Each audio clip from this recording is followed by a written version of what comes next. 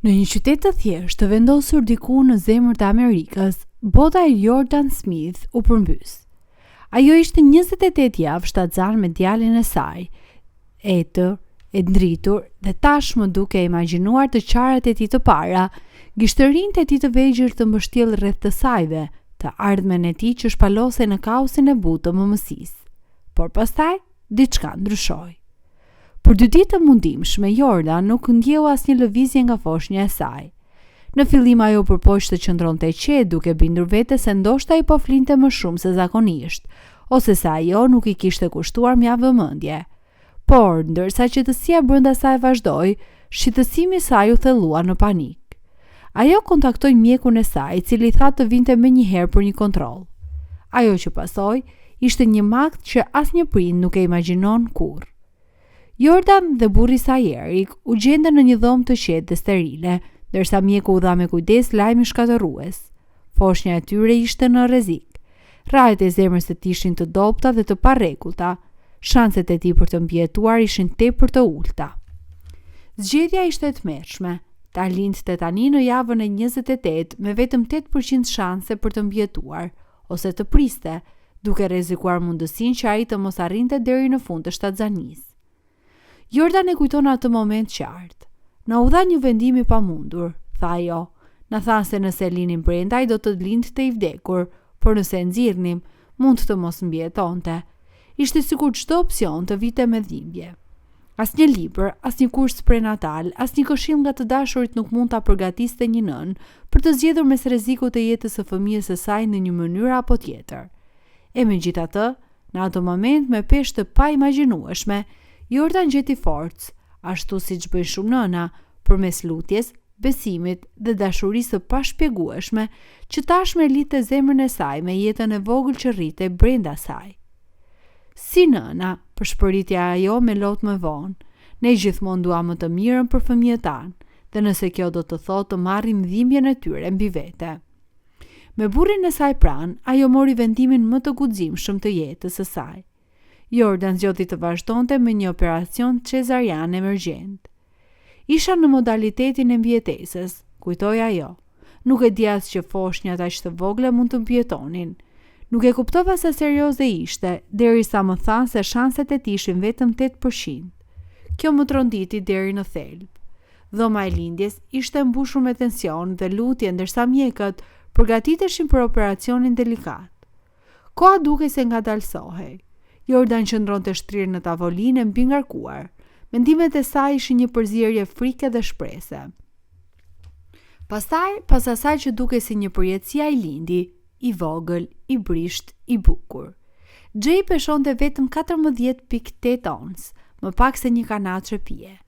Trupi i tij ishte aq i vogël, aq i të i dukshëm, sa mezi dukej i vërtet.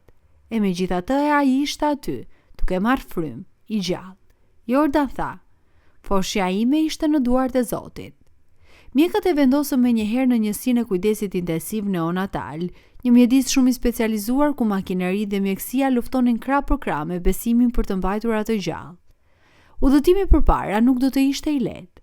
Jay kaloi 173 ditë të gjata aty.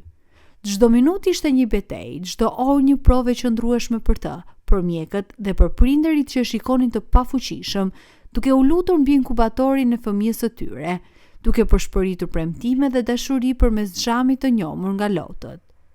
Kaloja orë të tëra duke shikuar, tha Jordan.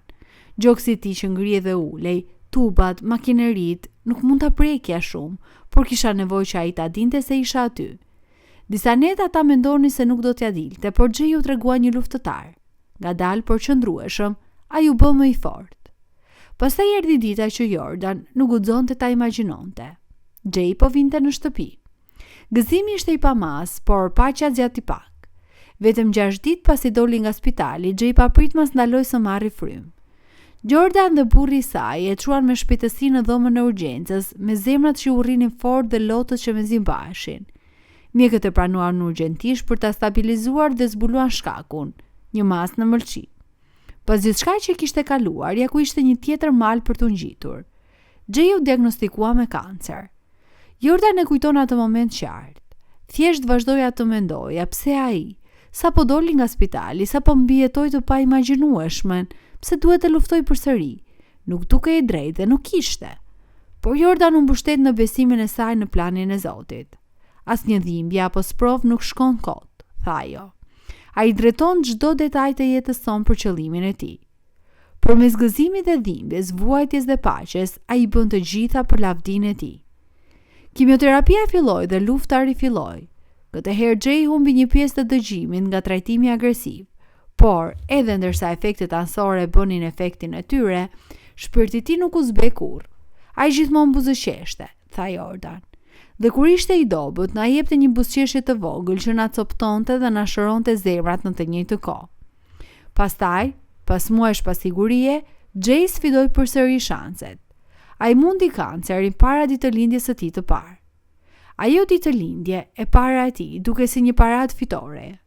Jordan dhe burri i saj organizuan një festë me temë superhero, të rrethuar nga miq, familje dhe stafi i spitalit që i kishin dashur si të tyrin. Ishte magjike, tha Jordan.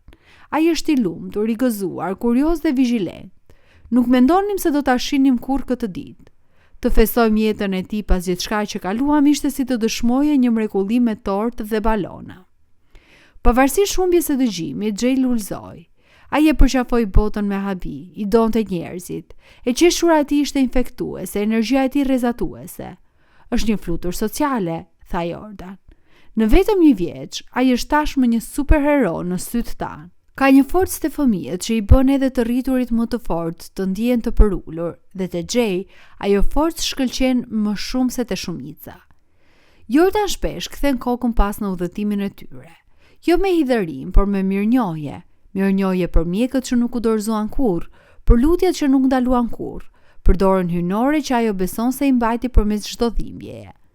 Falenderoj Zotin, tha ajo, që na udhëhoqi përmes luginave më të errta dhe na çoi të qëndrojmë në majat e maleve.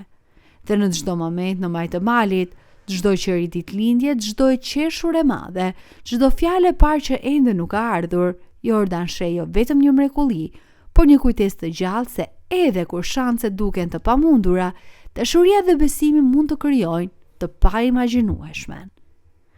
Dua vërtet të di mendimet tuaja për këtë histori, kështu që ju lutem, mos hezitoni të ndani pikpamjet tuaja në seksionin e komenteve më poshtë. Nëse ju pëlqeu kjo video dhe gjetet tërheqëse, ju ftoj të regjistroni në kanalin ton për më shumë përmbajtje të ngjashme.